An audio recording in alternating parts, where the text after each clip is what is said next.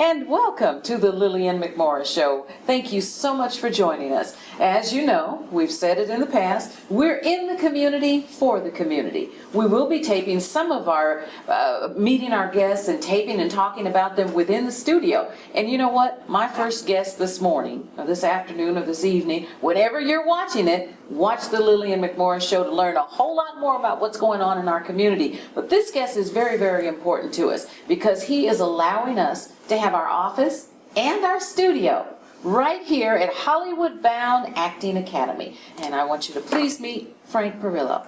Welcome, Frank. Thank you, Lillian. How are you? I'm wonderful. Thank you so much for being here. Thank you. And I want to publicly say thank you for allowing us to utilize your wonderful office, make our set, you know, just kind of come in and take over.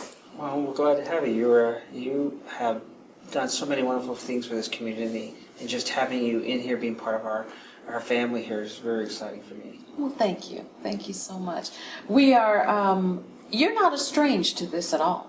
I mean, this is something, as a child, in entertainment and writing and being a part of plays and doing all of this, that you did. Tell us a little bit about that. Well, I grew up in a very big family. There were 7 of us. So when we weren't fighting each other, we got the idea that we had enough people to put on a play, or almost a baseball team. But what we did is we decided to put on plays for our family. So we used to tear the whole living apart on Sunday when my mom worked, and find as many sheets and everything as we can. And we would really write a play for our parents, and then when my mom would come home for Sunday, before we would have Sunday dinner, we would put on these elaborate plays. We'd dress up the best we could. And so I've always wanted to have a life in this industry. Unfortunately, life takes its turns, and correct. You know, I ended up going into the military. In the military, right? But you never lost that. No, never. You still wanted to do, and what I like the most, and it may come from you being in the big family and all of you and your brothers and sisters working together, is how you help the kids and how you give to the kids. I mean, even your office. I mean, I go in there and get snacks. Kid snacks, which I love, you know. So what are you doing here at Hollywood Bound Acting Academy? Well, I think that the industry as a whole is a good industry. I think it's an industry where people can prosper and they can give of themselves through the arts. But it's also a business where if you're not careful, there are people out there who prey upon you financially and things like that.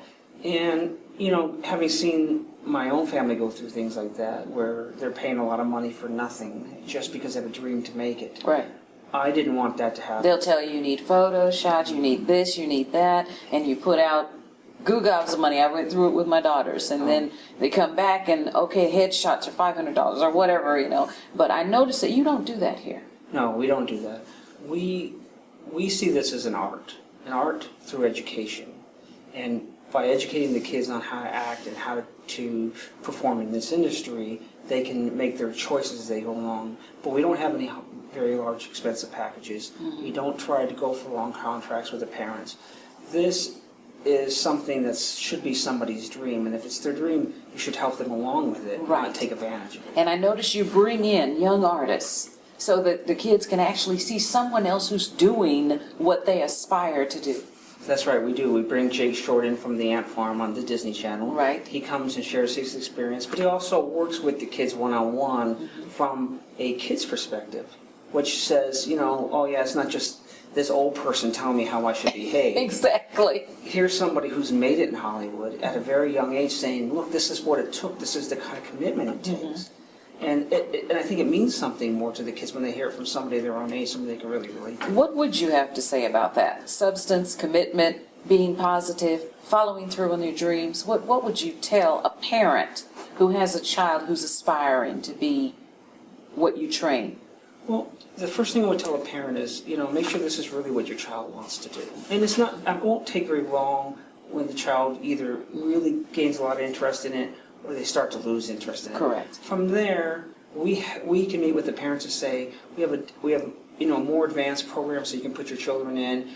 Billy Huffsey, who is the manager of Jake Short, and also James Maslow from Big Time Rush, teaches here. So he's very much connected to the industry. He can help the kids find an agent in LA. But more than anything, it really boils down to commitment. You said Right. it's commitment. That's right, whether they really want to do it. We Right. thank you so much, Frank. Not only thank you for being here and allowing me to take a few minutes of your time, but allowing us to have footage right here at Hollywood Bound Academy. Now, you've got something else that's coming up, and, very briefly, let's go into that, is HBTV with Frank. That's all right. What can we expect from HBTV with Frank? Well, we're starting our own TV program that'll be airing on a web, and we will be interviewing the people that I bring up, casting directors, the actors, and everybody we bring up from LA, but also local people, hopefully like yourself, Thank you. and other people in town who are in the entertainment industry, who make an impact on all those people who live here, who want to break into this business. It's a difficult break, but if you're consistent and you're positive and you say the right things, you have to be careful, because I'm going to tell you, who you talk to, what you say, how you carry yourself, it goes a long way in this industry. Thank you so much, Frank. We've been talking to Frank Parrillo from Hollywood Bound Acting Academy. We'll give you more information on that, or you can get it from our website. And now we're going to go on to our next guest, so don't move. We'll be right back. And welcome back. I had the perfect segue into this next interview. And then I got caught off guard when Frank said he was from a family of 7 children. Well, the segue now is my next guest is from a family of 7 children, with her being the baby. So therefore, acting became natural. Please welcome Vivian Ross. Yes, acting is natural. Acting out. Acting out. That's right. I say, hang on. It's my turn. I want the attention. Exactly. That's right. Hi. Hi. Welcome. Thank you so much for joining me today. Thank you. It's my honor. Many years ago, we had a mutual friend in the music world, Mr. Charles Hayes, and you were in a group called Lace at the Riviera. Yes. And that was kind of your expose to Las Vegas on the Las Vegas Strip. Yes. And you're still here looking wonderful, just as talented, and you have some wonderful ideas that have not only came out from things like that, but throughout your life. Tell us a little bit about you and how you got to where you are right now. Well, it's a lot like you said, being the baby of 7 and having 5 older brothers have been my blessing, because in my household, it was all music. It was all styles of music. And because there's so many generations that, there's stair steps. Oh, so okay. there was one that loved rock. There was one that loves jazz, and everything else was garbage. There was one, there's 2 that loves R&B. Right. My dad came from Nat King Cole. Oh, gosh. Yes, my mother loved Sam Cooke. There you go. Yeah, so I had all of these influences throughout my life, and so they helped that foundation of wanting to be an artist. I didn't know what type of artist I wanted to be. And then me twirling around in circles all the time trying to get that attention. Right. My mother sent me to dance school. There you go. Yes. So go do something with that. Do something with So that. I started very young. I started when I was 7 at Art Linklater School of Dance, and then I Oh, gradually Lord. Did she moved say to Art Linklater? Art Linklater. So that takes you back. That takes you back a long way. Box with the slippers. Yeah, so I started off very, very young and started that discipline, and it's very Exactly. like you and Frank were discussing, that commitment, that discipline is very important, and it stayed with me throughout. I went to a normal, so to speak, junior high school, Okay. and but I always sang in choirs and always danced in dance groups. I mean, even in elementary school, there was an English teacher that taught dance. It was like her passion. Okay. So she would always work with the kids, and then I sang in the glee club. So I was always into it. doing something that had to do with the arts. The arts. And then I went to Duke Ellington School of the Performing Oh, Arts. Jesus. Yeah. Art Linklater to Duke Ellington. Yeah. Okay. And that's when that grind came in, because Okay. they pretty much teach you or prepare you for anything that's going to happen in the world. If Okay. you really want this, you really got to want You it. got to go for it. Yeah, and they were very hard, very strict, very mean to me at the time, I felt, when you're young and dumb and you Yes. think you know I know everything. it. But they really, really seasoned us, and they really got us prepared. I mean, But that preparation has carried you from those teen years yes. to throughout your life. Yes. Because you're very disciplined now. I watched you last weekend, a couple weekends ago, with a group of women that you were teaching a routine. And your discipline was unbreakable. I mean, even though one of them was complaining and crying, it was too hot, and the other one, ooh, I forgot the words. And then the other one was just trying to keep up, but you stuck to it. Yeah. You know, what do our old people say? Stick to itness? Yes. You have the stick to itness. Yes, I better. All those hard teachers. And it paid off, like you said. It's just, it is a discipline. We don't respect it or understand it when it's being taught to us until much later. And it's guided me through a lot of relationships and marriage and, you know, just dealing with people, because if you're not a strong presence, which is what I love and adore about you, then how can you lead? I can't be led by a meek, weak person. I need to know that in your power, what you're saying, you know what you know. You know what you know. And when you don't know what you don't know that you don't know. Stay in your lane. Yes. Yes. Dancing, singing, acting, performing, all of those things, but the one thing that we left out is you're a writer. Yeah, that was a new venture. Okay. That was a new venture, and something that was really gifted to me. It was an anointing, something that really came over me spiritually. Okay. And I don't know where it came from. When a Woman Loves, and you tell stories of different women in the same relationship with the same man. Yes.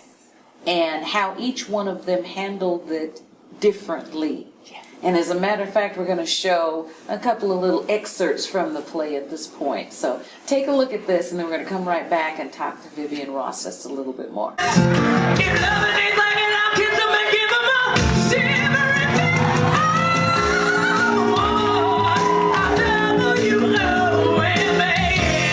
May I say, those grits, those grits find their way to all the right places. Yay! How? You know what the problem is? What? The problem is, you know what the problem is? The problem lies in Viagra. Now, we see you as and part of the cast singing, dancing, jumping. How difficult was that to get all of these A-type personalities, very talented A-type personalities on the same page to make When a Woman Loves production so successful?